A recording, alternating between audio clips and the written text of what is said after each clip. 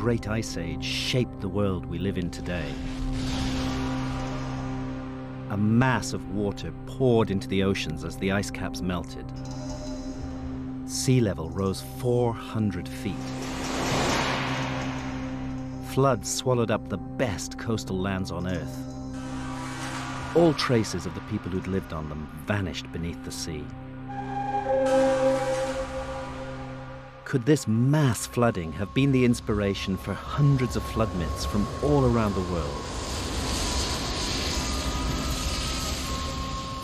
We're told the flood myths are just that, myths, and should not be taken seriously.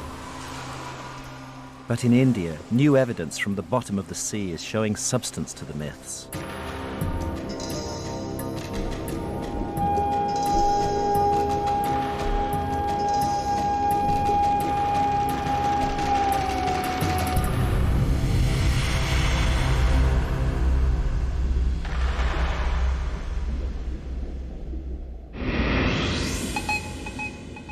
This is the Gulf of Cambay in northwest India.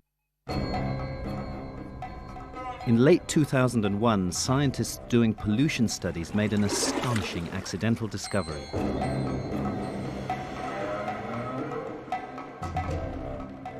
"25 miles from shore, at a depth of 120 feet, they picked up traces of two ancient cities covering a large area of the seabed.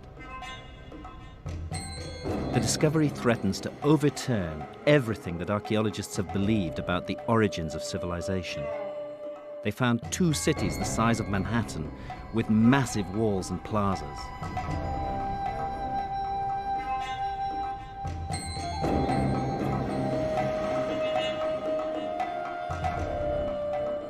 And man-made objects from the submerged cities have yielded carbon dates up to 9,500 years old.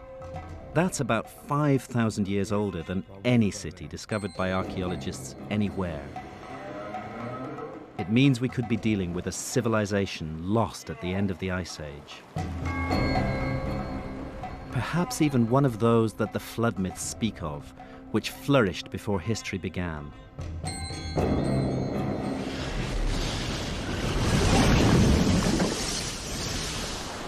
I'm keen to test the idea that ancient civilizations could have flourished in coastal areas during the Ice Age.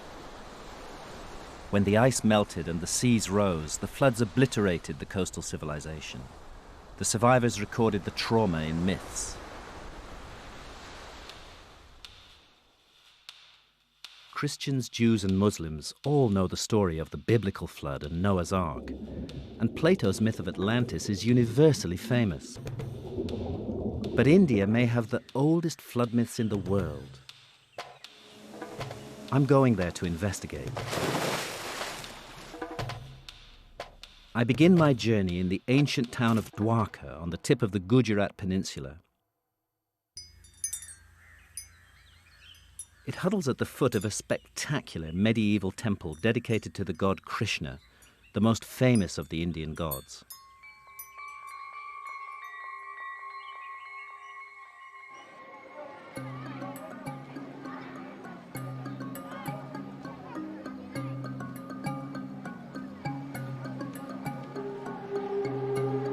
The temple is built on top of earlier temples, dating back more than 3,000 years. It commemorates a mythical city said to have been established by Krishna before the flood and destroyed. On the same day that Krishna departed from the earth, the ocean submerged Dwarka.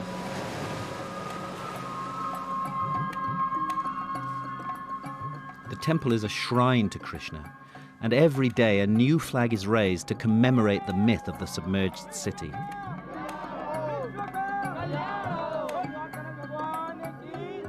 Every year, hundreds of thousands of pilgrims flock from all corners of India to mingle in its courtyards and bathe in the ocean's sacred waters. But would the myth point the way to an underwater find?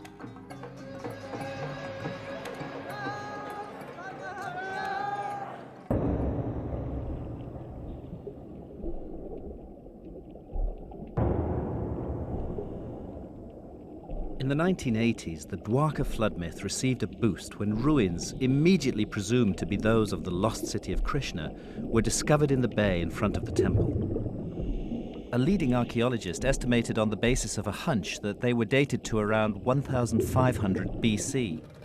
But since there's no real evidence for that date, I want to take a look at them myself.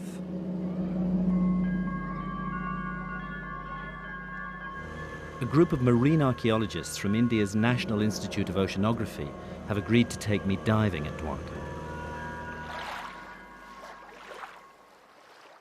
This is Dwarka. Yeah. So we're moored over this concentration of ruins. So are these mainly individual blocks, or are they? No, individual buoys which we tied for the particular structure. I see. Okay. So now the blocks are scattered. Yes. I'm working with marine archaeologists Sri Sundaresh and Dr. Gaur. There's no wall as such. Because we have to go down here and we should come We up follow on the line of the ridge. Okay.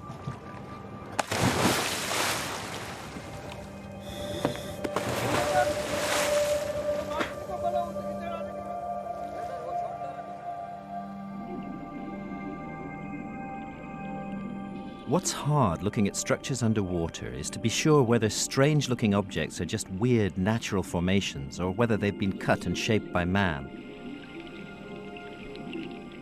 It becomes clearer when you find clean-cut individual blocks like these. The next question with any underwater site is, how old is it? This site is so shallow and close to the shore that recent earthquakes could have submerged it, not necessarily rising sea levels at the end of the Ice Age. So it wasn't a big surprise to learn that Sundaresh and Gaur are now dismissing these finds that are merely hundreds of years old. This clearly can't be the ruins of the ancient mythical city of Dwarka. Stone anchors of a type made in India in the Middle Ages prove that the ships of that time once moored here. So anchors precisely we are dating between 8th century AD to 14th century AD. So I think structure also may fall in that period. So we're talking actually about a medieval site? Yeah, medieval period. Do you accept the conventional dating of 1500 BC or so for this site, or do you think we should put a big question mark over that date? I think you have answered the question.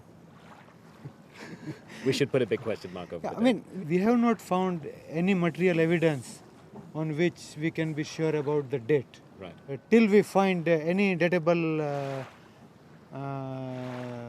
material artifact, we'll have to continue our search as and when we can. Yeah. Have you ever gone like 10 kilometers out that way? So for 10 kilometers away from here, no, we have not dived. The We have furthest gone up to 2 kilometers.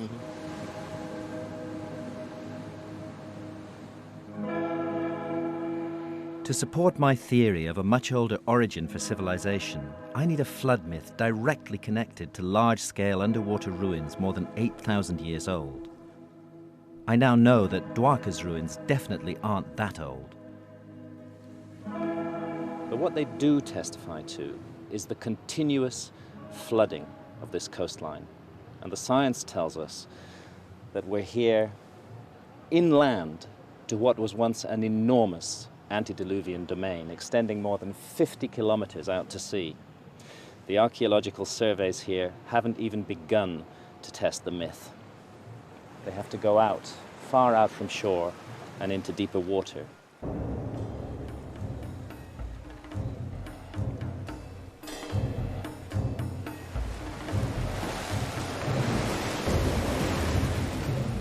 The myth of Dwarka is part of a larger and older cycle of Indian myths that speak of a flood survivor, Manu, who becomes the father of future mankind. Like the biblical Noah, Manu builds a survival ship, takes the seeds of essential plants as a way of restoring agriculture, rides out the deluge in his ark, and comes to rest at last on a mountaintop. Typically, Manu is described as a great rishi or sage and as a master of yoga. His mission is to rekindle civilization after the flood. Could science give this myth any support? Was India ever flooded in such a cataclysm?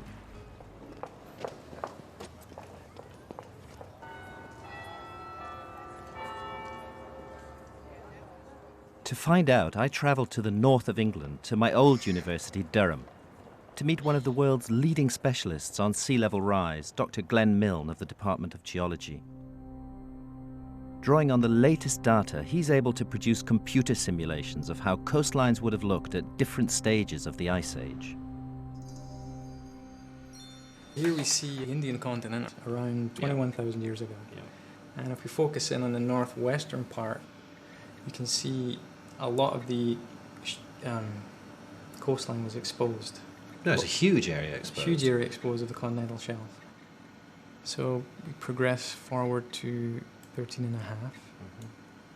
Now you see... Big change. Yeah. You Very see dramatic. This, island developing off the west coast of India. To me, that's an extraordinary vision. It's because we know it's not there now. It's like a ghost island. You'll notice as we progress further through time that the Gulf of Cambay gradually gets more and more flooded. 12.4, 10.6, 7.7 to 6.9. Bang. Ah, huge So, change. Quite dramatic.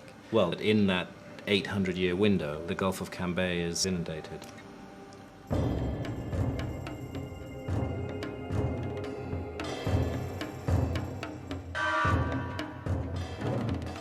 What interests me is that the flooded domains of India's northwest lie side by side with India's oldest and most mysterious civilization, the Indus Valley civilization, so called because its first cities were found along the Indus River. It's one of the least understood cultures from the ancient world and believed to be the biggest, covering more than 1 million square miles. It flourished about the time the pyramids were built in Egypt. But I'm interested in it because even the most conservative archaeologists think its roots go back much further, to small-scale settlements dating to the end of the Ice Age, when Glenn Milne's maps show that huge floods ravaged India. Could the Indus Valley civilization be the missing link to lost cities of the underworld that I'm seeking? To find out, I'm going to Dolavira in the lonely salt marshes of the Rann of Kutch.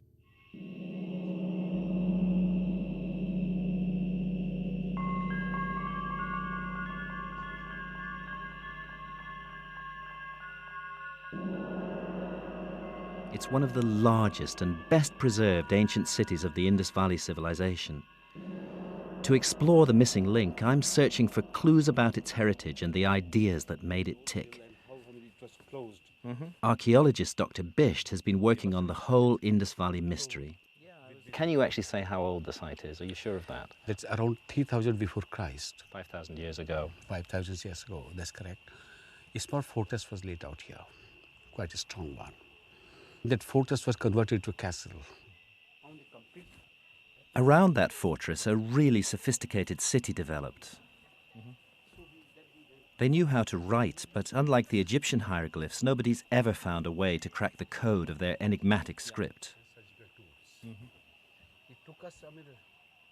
They knew a lot about urban planning and the necessities of urban life, the sort of knowledge that only comes from centuries, perhaps thousands of years of accumulated experience. 5,000 years ago, they were designing a water system that was way ahead of its time, including rock-hewn reservoirs built to fight a deteriorating climate and a series of savage droughts.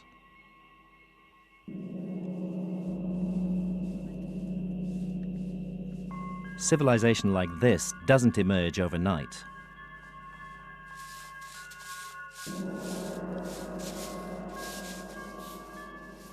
As the climate changed around them, the ancient inhabitants of Dolavira made themselves masters of water and water engineering. They cut this huge cistern out of solid rock, and then they lined it with beautifully cut pieces of masonry. It's a wonderful achievement to keep and preserve the water through the dry times, to ensure the population's needs were met.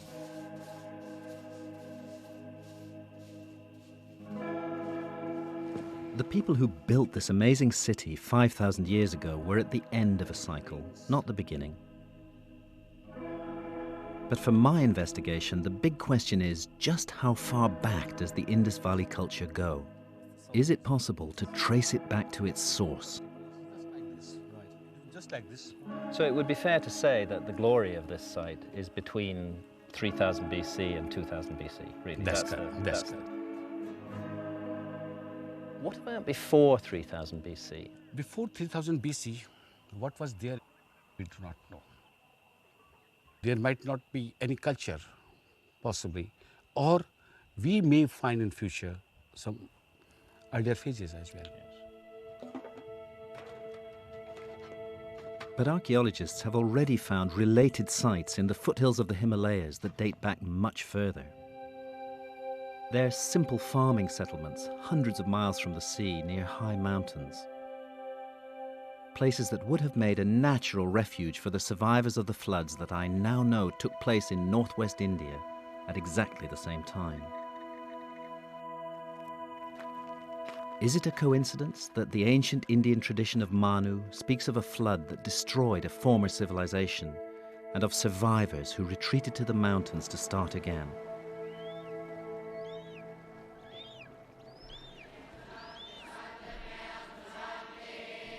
The myth of Manu is part of a vast oral tradition that includes the Vedas, India's most ancient scriptures. Most experts think the Vedas were composed around 1500 BC, too late to shed any light on the then extinct Indus Valley civilization and on our investigation. But might the experts be wrong? The Vedas are part of modern-day India, an oral tradition that's been memorized and handed down for more than 3,000 years.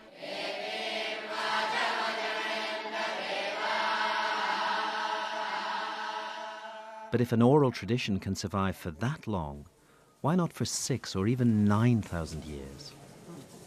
Could we find in the Vedas a clue to the missing link between the Indus Valley people and the end of the Ice Age?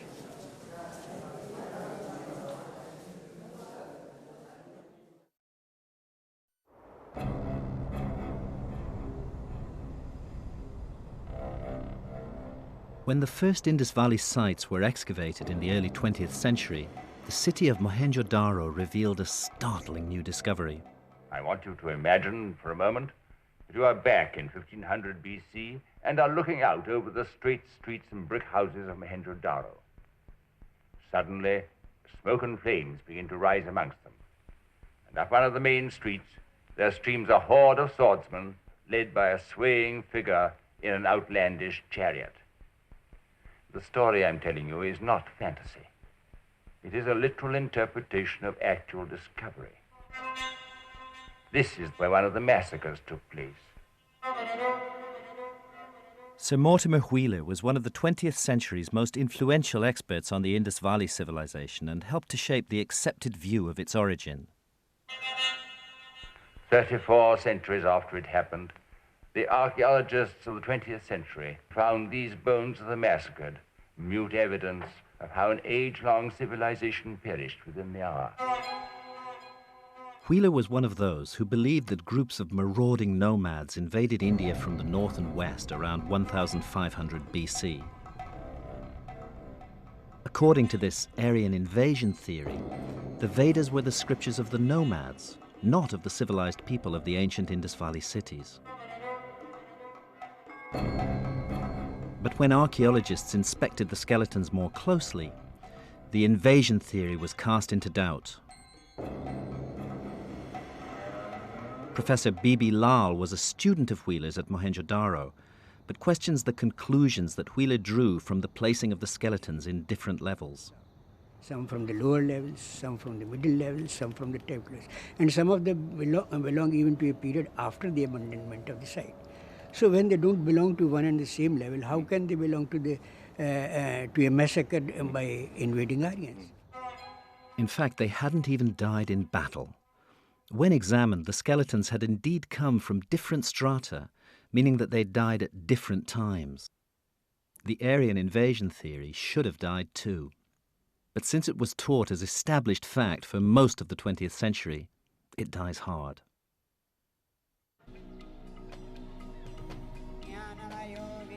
Now, new linguistic evidence is also undermining the invasion theory. leading archaeologists think it's likely that the language in which the Vedas are expressed has been evolving in India for more than 8,000 years, and so couldn't possibly have been introduced by Aryan invaders just 3,500 years ago. Perhaps it's time to consider a possibility that most archaeologists still find unthinkable: that the Vedas are the scriptures of the Indus Valley civilization itself.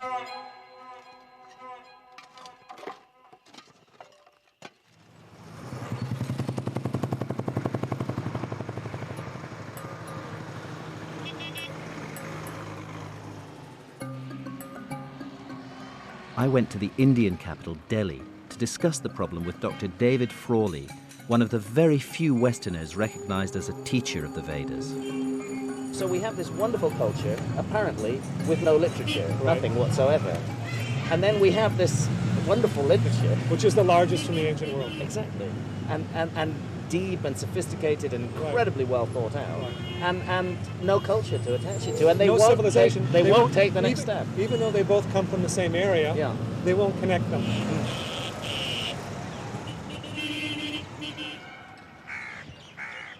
The result, says Frawley, has been a huge missed chance to know more about the amazing Indus Valley civilization and to explore its mysterious origins. The Vedas have been given to us as the literature of India, so they are connected with that culture. Now, if we put the two together, we see the image of a sophisticated culture of kings and rishis. We see in the seals, we see the symbols of spirituality, the symbols of yoga, the gods like Shiva. We see the whole basis of later Hindu civilization. And that's what we should find as the culture itself has continued. And I found an even more direct clue that links the Vedas with the ancient Indus Valley civilization. It's the image of the Indian flood survivor Manu. In the Vedas, he's a long-haired mystic and a master of yoga. The image of just such a mystic, seated in a recognized yoga posture, turns up on a seal more than 4,700 years old, found at the Indus Valley site of Mohenjo-Daro. Slowly open your eyes. Hello, Mr. Graham. Nice to see you here. Welcome. I have a question that I want to ask you, which concerns this ancient image. I'm wondering if you recognize this position. This is called as Mula Bandhasana. It is said to be seated on the lowermost part of the body. He is trying to raise his energies up. Supposed to be a very difficult posture for the practitioners of yoga. In an advanced position, you try to slightly raise yourself and sit on the heels. And slowly you swing your legs like the wings of the butterfly and slowly bring it down. In due course, this comes down and touches the floor. Right. Which is what we're seeing here, yes. The seal tells us that yoga was being practiced in an advanced form nearly 5,000 years ago. Yes. How old do you believe yoga actually is? Yoga, we believe, should be around 6,000 years old or even more. Yeah. Because there was one saint. He is said to have codified all this yoga into a form. But this is 6,000 years ago. Yes, 6,000 years that he ago. codified. Yes. Which So means that it was should have existing been much before that. Kondavanga, take both your legs and take them behind. Manu, the Vedic flood survivor, practiced yoga, and we now know the Indus Valley cities honored the image of a yogic sage. How big a leap is it from there to speculate that the Mohenjo-Daro figure represents Manu himself, and that the Vedas must therefore have been known to the people of the Indus Valley civilization. Archaeologists too are noticing a lot of common ground. You find their hierarchy of settlements. You find a hierarchy in their domestic architecture or in public architecture. You are finding the same kind of society, highly urban civilization. What archaeology is doing is solving the puzzle of the origins of the Rig Veda. Well, I think so, but it is still hotly debated subject. I know it's a hot subject. In In Vedic tradition, civilization was kick-started in India by survivors of a previous civilization from before the flood. Now geologists have discovered a lost river, which suggests the Vedas might have been composed by people who actually witnessed the end of the Great Ice Age. It's another sign that the myths deserve to be taken seriously as historical documents, and that they could be incredibly old.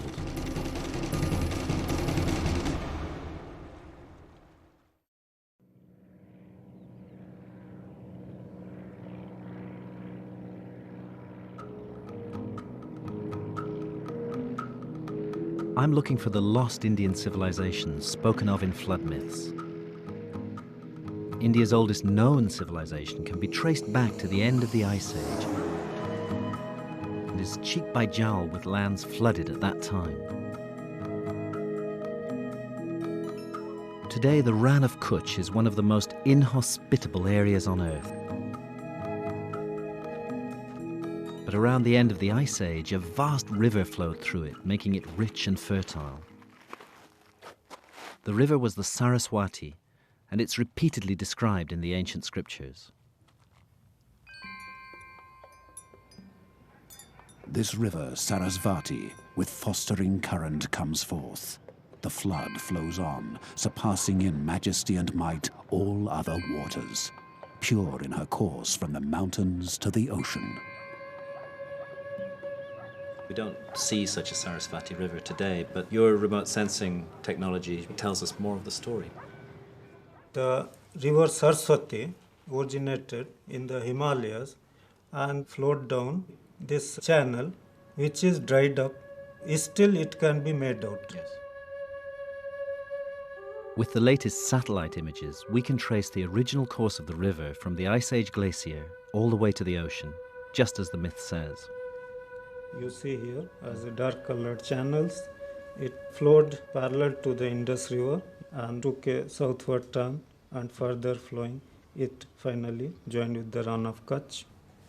It seems to be a huge channel at this point. More than 22 kilometers. 22 kilometers broad. It is described in the Vedas that it was mightiest river of that time. Mm-hmm. Right. And that would be what sort of period? Certainly the river was flowing 10,000 years and it continued up to, say, 6,000 years before present.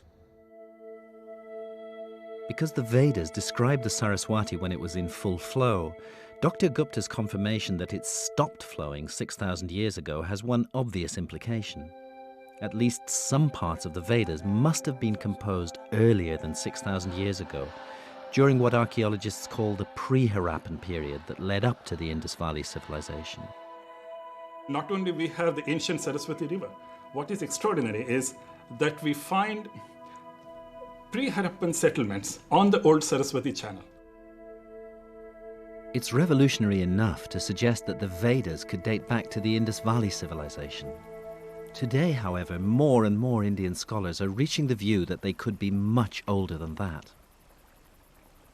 It is not only an issue of Harappan and Vedic civilizations being one and the same, but the fact that the Rigveda was prominently, I would say predominantly, pre-Harappan.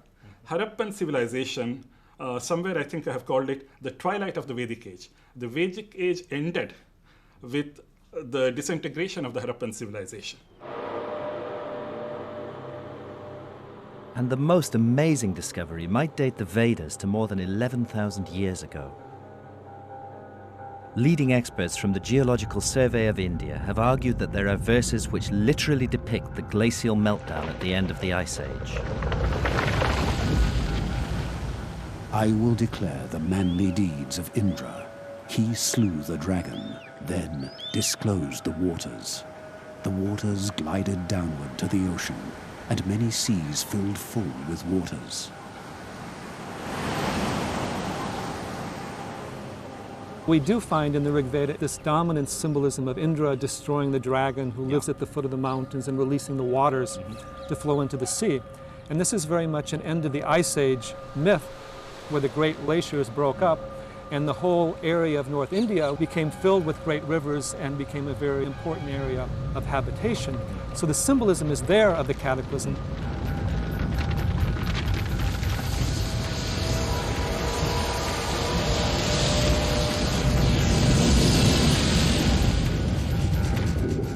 But even if the myths are 11,000 years old, they don't help us search for a lost Indian civilization.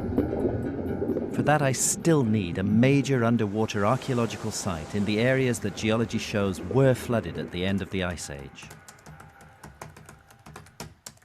Researching Indian archaeological journals, I found a neglected study describing a sunken ruin.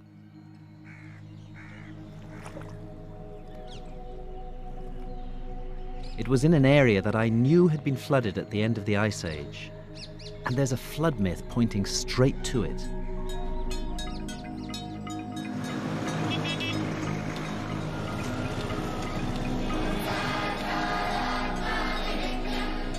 Here, deep in the Tamil part of South India, one of the most sacred sites is the Meenakshi temple in the ancient city of Madurai.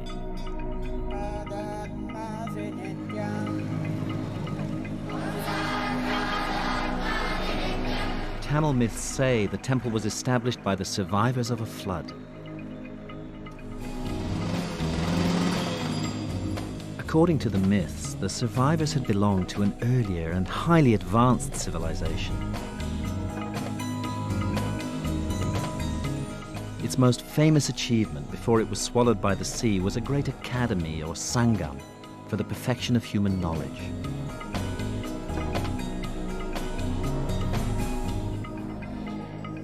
Sangam means collection.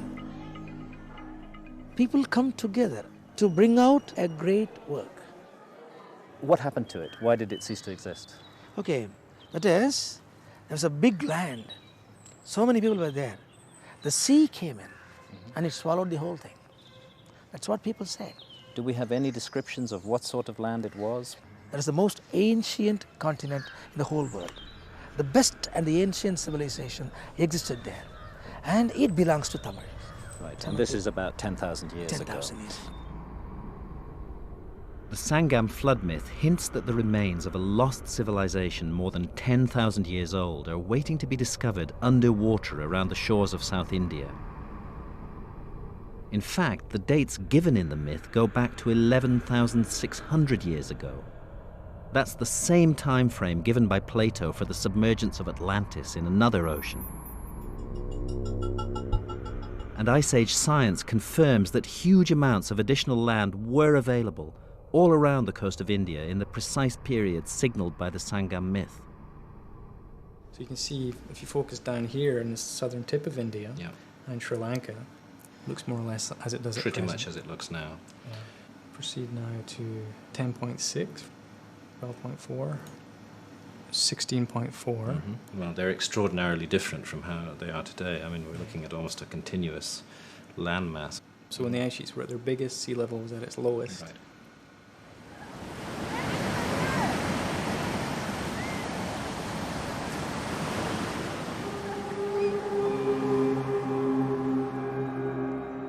So the next step of my journey is to go to the coast, to search under the waves for the hidden history of that lost, flooded terrain.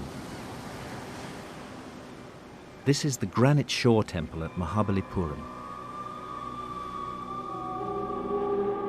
It stands overlooking the Bay of Bengal in southeast India and is one of several dozen extraordinary rock-hewn structures scattered along the coast.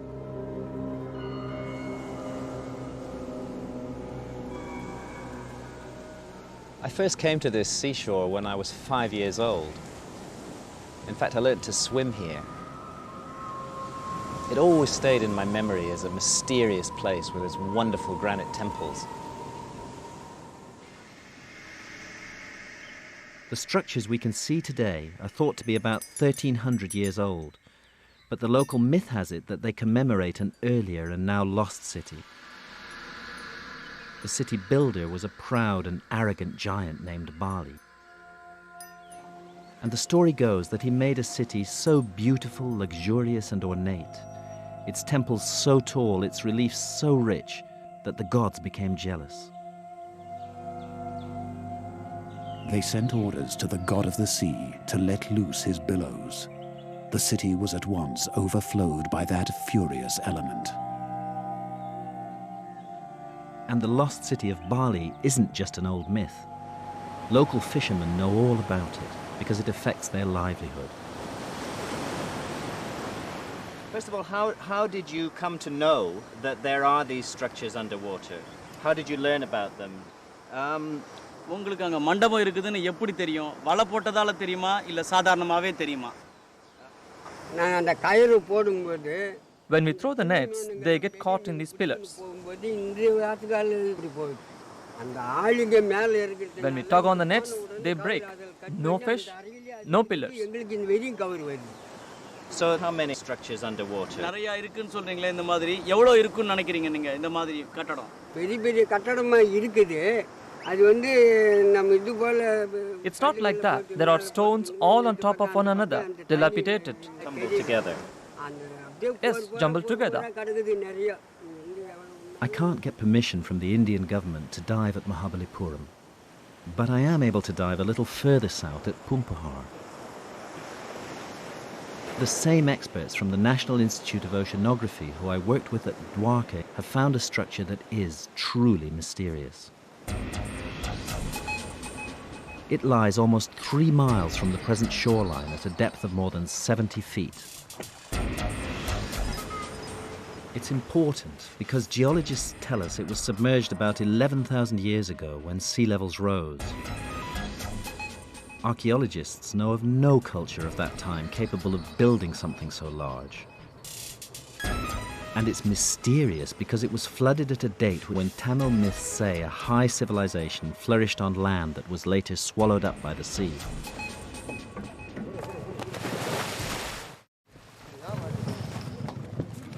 Here, as at Mahabalipuram, underwater structures provide perfect shelters and breeding grounds for fish. Dr. Gower explains before the dive that archaeologists don't believe in lost civilizations 11,000 years old. To construct a so big structure, I think it's about 40 meters in length. It's a big structure, yeah. When we come to here in this particular area, if you see the structure, such a big one, it means they have a very great technology.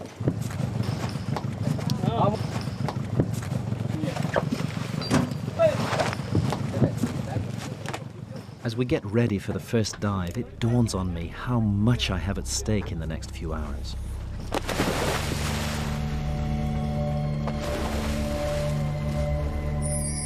Because if the structure I'm about to see really is more than 11,000 years old, then it is, almost by definition, the work of a lost civilization.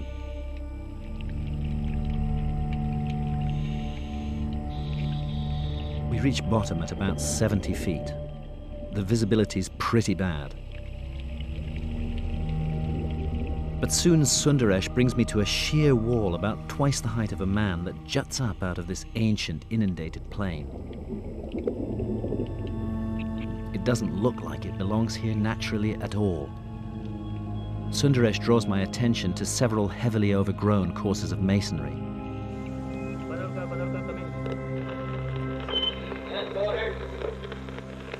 Have you checked, Martin? Inform, please.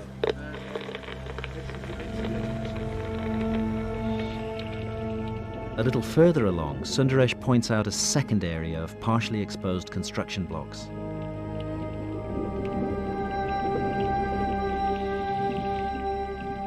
As we continue along the U-shaped structure, I see that almost every inch of it is draped in fishermen's nets. It feels a bit eerie.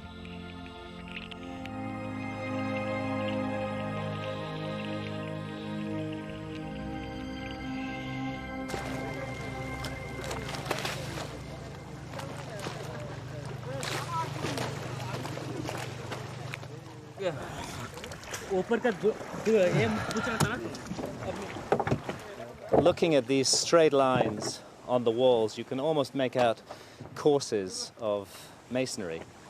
I'm in no doubt that we're looking at a man-made structure here.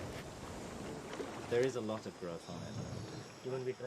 On reviewing the dive on deck, what convinces me is these clear courses of individual blocks. And the way that the U-shaped structure sticks up so unnaturally from the flat sea bed. A computer model of the structure from measurements taken by the NIO reveals the overview that the murky waters hide from divers and shows that other structures stand nearby. Perhaps it was an enclosure for ritual purposes. Back on deck, Kamlesh Vora, the expedition leader, confirms that further anomalies have been identified in the same area. There are another port structures around, north of this place and south of this place, where we feel that, or we believe, or we know from the people saying that there are submerged structures below. This is one place, maybe an isolation. But if 3 or 4 structures along the coastline, if they give us some good unified... And if you can plot the relationship of the structures to each other. We should put all the data together. And well, it seems to me an area that deserves more research. Mysterious. Mysterious, exactly. A couple of months after I dived at Pumpahar, a news story, not picked up elsewhere, appeared in the Indian press announcing the discovery of 2 lost cities 120 feet under the sea off northwest India. Precisely where Glenn Milne's maps had shown a huge loss of land at the end of the Ice Age. I felt as though I was being shown the Holy Grail. Nothing could stop me from going there.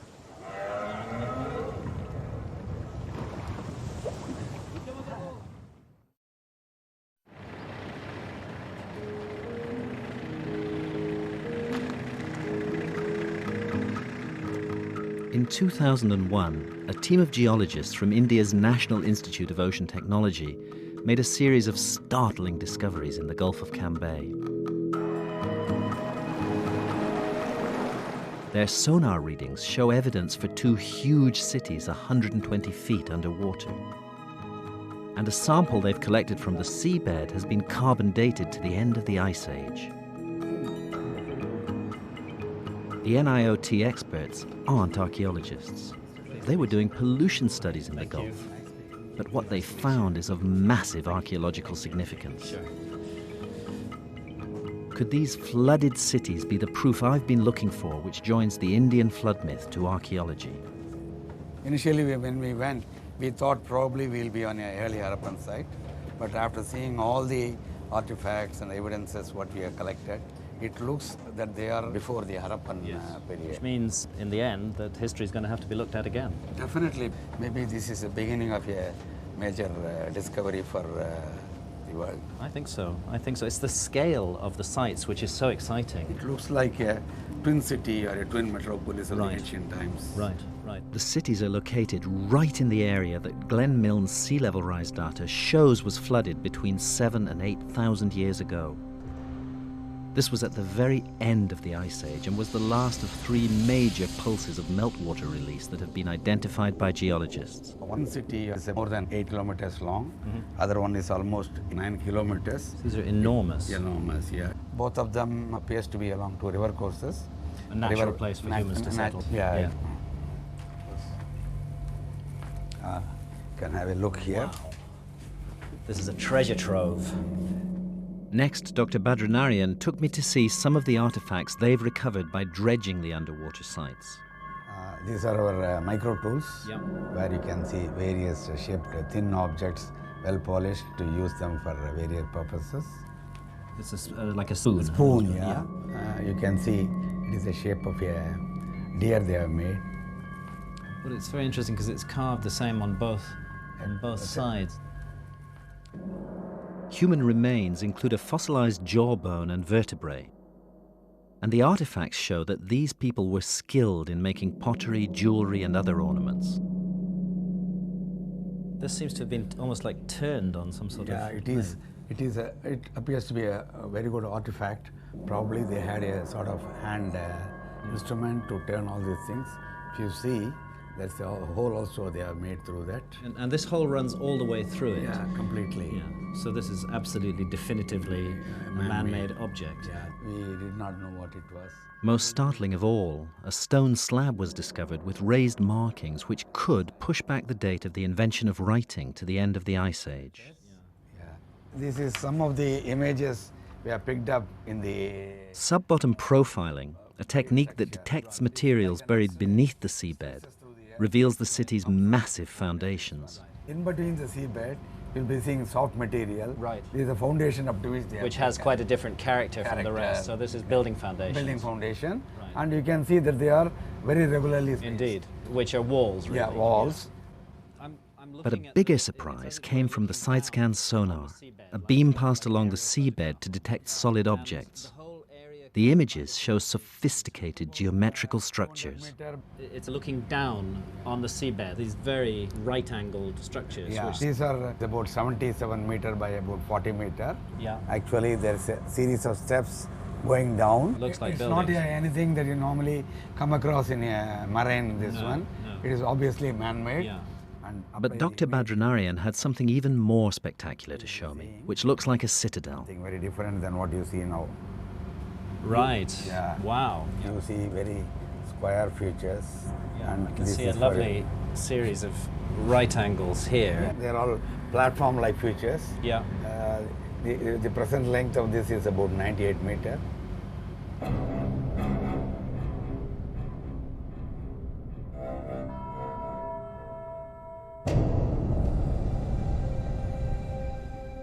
We've created a computer simulation of the citadel.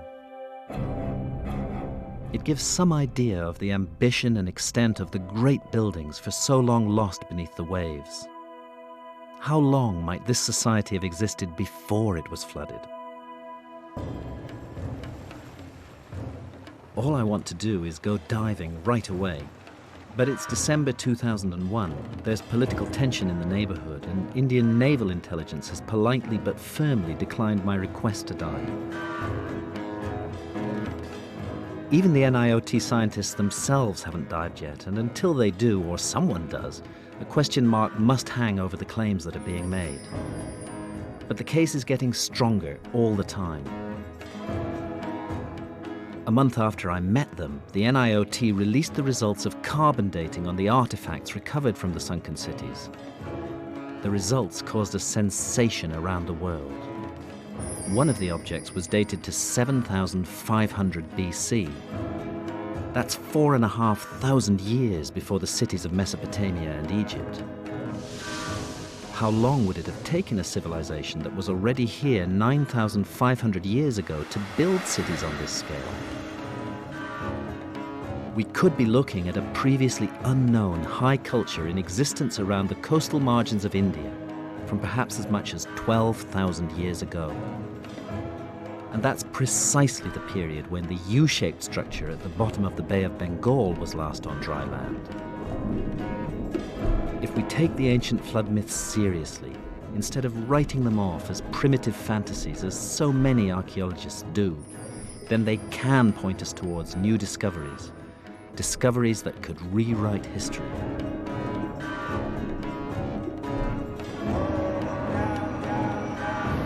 I'm going to head east to put to the test one more set of myths, and a mysterious people who we already know were doing extraordinary things at the end of the Ice Age.